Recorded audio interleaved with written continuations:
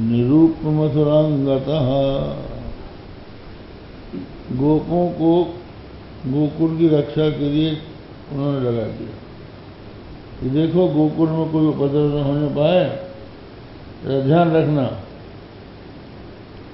और साथ में भेंट की सामग्री, घी, शहद और स्वर्ण मुद्राएं, विविध प्रकार के उपहार लेकर नंद जी गए और कंस से जाकर मिले। कंस को भेंट चढ़ाई और सोचा कि पहले ही बता दो, कहीं ऐसा इनको संदेह न हो जाए कि वसुदेव का बालक है। तो नंद जी ने कहा कि महाराज, आपके पुण्य प्रताप से हमारे घर में पुत्र ने जन्म लिया है।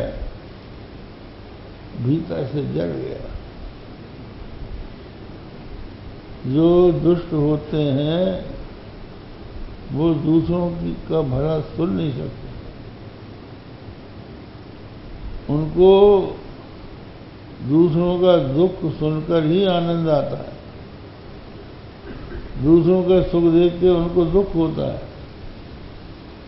तो भीतर से तो जल मरा, ऊपर से कहना हाँ आनंद जी बड़ा अच्छा हुआ, आपकी कोई संतान नहीं थी, हमारी प्रजा की बढ़ी, हमको बड़ा हर्ष है। ऊपर से कहा। और नंद जी जहाँ डेरा पड़ा था गांव के बाहर अमराई में, उन्होंने अपने बैलगाड़ी रखे थे, साथ वाले थे।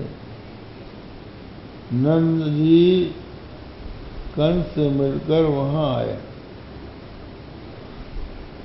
वहां पर अब वसुदेव जी को छोड़ चुका था कंस, उसने हथकड़ी बेड़ी छोड़ दी थी।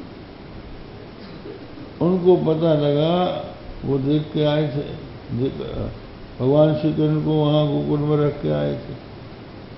और उन्होंने सोचा कि यहाँ आ गए, और उधर मंत्रणा हो रही है कि 10 दिन के भीतर के लड़कों को मार डाला जाए, तो कहीं ऐसा न हो कि हमारे बालक के ऊपर कोई आपत्ति आ जाए। तो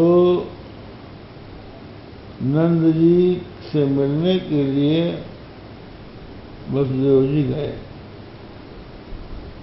वसुदेव और नंद परस्पर मित्र थे, बड़े घनिष्ठ मित्र थे।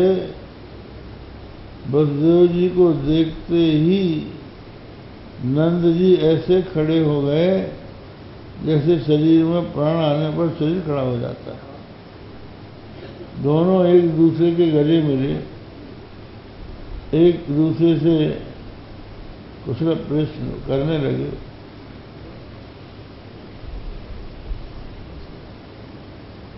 अब वसुदेव जी ने नंद जी से प्रश्न किया, कच्चित पसव्यम निरुजम भूर्यम तृण विरुधम। नंद जी, जहाँ आप रहते हैं वहाँ पर जो गायों के चरने का घास है वो रोग रहित है ना, और वहाँ पर जल की प्रचुरता भी है ना। तो उनका अभिप्राय घास से नहीं था, उनका ये था कि घास यदि निरोग होगी, घास यदि निरोग होगा तो उसको चरने वाली गाय का दूध निरोग होगा, और वो दूध मेरा बेटा पिएगा तो वो निरोग रहेगा। तो उन्हें तो भगवान श्री कृष्ण के संबंध में ही जानना था, लेकिन अब वो कह नहीं सकते थे क्योंकि छिपाकर आए थे। फिर बोले कि मित्र, हमारा एक बेटा है रोहिणी का पुत्र, जो आपके गोकुल में रहता है और आप ही को अपना माता पिता मानता है, वो तो सुखी है कि नहीं? हाँ, सुखी है। अब ये तो वसुदेव जी ने पूछा। अब नंद जी अपने हर्ष की बात नहीं कर रहे हैं। जो मित्र होते हैं वो निज दुख गिरि सम रज करि जाना, और मित्र का दुख रज मेरु समाना। अपना थोड़ा सा भी दुख जो है गिरि के समान दुख है, उसको रज के समान समझे, और मित्र का रज के समान दुख जो है उसको सुमेरु पर्वत के समान समझे। तो वसुदेव जी से उन्होंने कहा कि वसुदेव जी अपने सौभाग्य की बात नहीं कही। कंस ने आपके बहुत बेटों को मार डाला, हमें बड़े दुख की बात है।